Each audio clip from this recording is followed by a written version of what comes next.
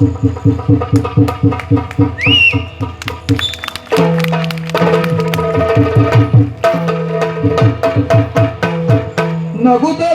ಮಾಧವು ದ್ರೋಣ ಕೃಪಗಾಂಗೆ ಎರಿಗೆ ಪೇದ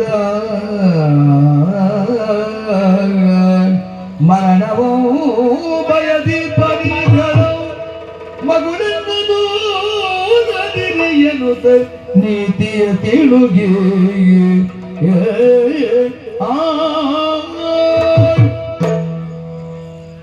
ಸುಯೋಧನ ಕೊನೆಯ ಕಾಲಕ್ಕೆ ಭಾವೋದ್ವೇಗದಲ್ಲಿ ನಾಲ್ಕು ಮಾತಾಡಿ ನಿಮ್ಮನ್ನೆಲ್ಲ ಮರಳು ಮಾಡಿಬಿಟ್ಟ.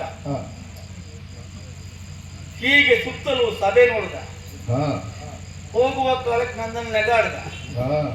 ಕಾರಣ ಏನು? ಕೃಷ್ಣ ನಿನಗೆ ಮೋಸ ಮಾಡಿದೆ ಅಂತ ನಗಾಡಿದ್ದಲ್ಲ, ನನ್ನವರಿಗೆ ಮೋಸ ಮಾಡಿದೆ ಅಂತ ನಗಾಡಿ ಹೋಗಿದ್ದ.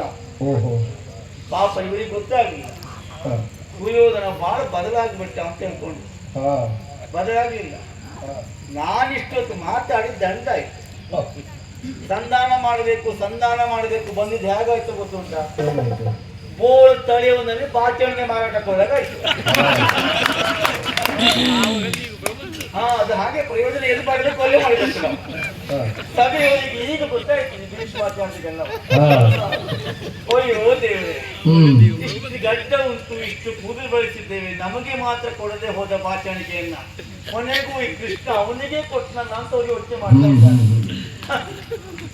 ಮಗುಳೆನ್ನ ದೂರದಿರಿ, ಈ ಕಳ ಸಾವನ್ನೇ ಬಯಸ್ತಾ ಇದ್ದಾನೆ. ಅವ ಒಬ್ಬನೇ ಸಾಯ್ತಾ ಇಲ್ಲ, ನಿಮ್ಮನ್ನೆಲ್ಲ ಸೇರಿಸಿಕೊಳ್ತಾ ಇದ್ದಾನೆ. ಬೇಡ, ನನಗೆ ದುರವಿಲ್ಲೇ ಕೊಟ್ಟಿದ್ದಾನೆ. ನಾನು ಶಾಂತಿಯನ್ನೇ ಬಯಸ್ತೇನೆ ಬಿಟ್ಟು ಕ್ರಾಂತಿಯನ್ನ ಖಂಡಿತವಾಗಿ ಅಲ್ಲವೇ ಅಲ್ಲ. ಕ್ಷಾತ್ರತ್ವ ನಾಶವಾಗಿ ಹೋಗ್ತದೆ, ನೆಲಸಮವಾಗಿ ಹೋಗ್ತದೆ. ಎಲ್ಲ ಎಲ್ಲಿ ನೋಡಿದ್ರು ರೋಗ ರುಜನೆ ಅಶಾಂತಿಯೇ ಮನೆ ಮಾಡಿಕೊಳ್ತದೆ.